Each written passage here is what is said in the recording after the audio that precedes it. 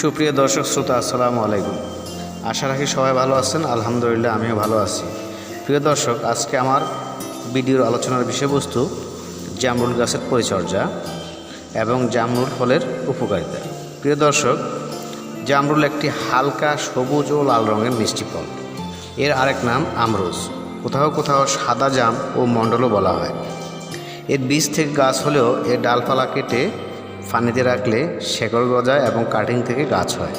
প্রিয় দর্শক, আমরুজ Bangladesh, Bharat, Indonesia, Philippine ও থাইল্যান্ডে প্রচুর পরিমাণে জন্মে থাকে। প্রিয় দর্শক, জামরুল গাছের কীভাবে যত্ন করতে হয় সে বিষয়ে আমি আপনাদের সাথে কিছু আলোচনা করতে চাচ্ছি। দর্শক, জামরুল গাছে পোকামাকড় ও রোগবালাইয়ের তেমন কোনো উপদ্রব নেই বললেই চলে। তবে কচি পাতায় মাঝে মাঝে এক ধরনের পাতাকেও পোকার আক্রমণ হয়ে থাকে। এটা দমনের জন্য 1 লিটার পানিতে 2 মিলিলিটার সুমিথিন মিশিয়ে গাছে স্প্রে করলে পাতা থেকেও পোকার উপদ্রব কমে যায়। প্রিয় দর্শক, চলুন তাহলে আমরা এখন জামরুল চাষ পদ্ধতি সম্পর্কে কিছু আলোচনা করব।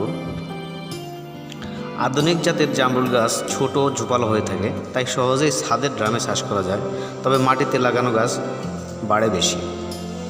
কলম বা কাটিং থেকে ভালো ফলন পাওয়া যায়। জুন ও জুলাই মাসে কলম রোপণের সেরা সময়। ফলবান গাছে বর্ষার আগে রাসায়নিক সার প্রয়োগ করলে উপকার পাওয়া যায়। জামরুল গাছে সাধারণত বর্ষাকালে কিছু আগে ফুল আসে। এই সময় গাছের পরিচর্যা সুন্দরভাবে করতে হয়, তাহলে ভালো ফলন পাওয়া যায়। প্রিয় দর্শক, চলুন আমরা এখন জামরুল ফলের উপকারিতা সম্পর্কে কিছু আলোচনা করব। প্রিয় দর্শক, জামরুল ফলে কোনো প্রকার কোলেস্টেরল নেই, তাই এই ফলে প্রচুর পরিমাণে শর্করা, প্রোটিন, ভিটামিন ও খনিজ পদার্থ আছে। এছাড়াও জামরুল ফলে প্রচুর পরিমাণে ভিটামিন সি আছে। ঠান্ডাজনিত সমস্যা, ডায়াবেটিস ইত্যাদি সমস্যায় জামরুল একটি উপকারী ফল।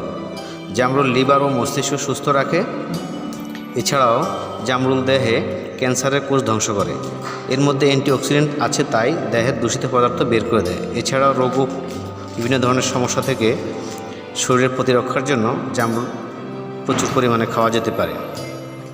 জামরুলের মধ্যে রোগ প্রতিরোধ ক্ষমতা বেশি, তাই এই ফলে প্রচুর পরিমাণে খনিজ পদার্থ থাকার কারণে মানবদেহের জন্য ইহা খুবই উপকারী একটি ফল।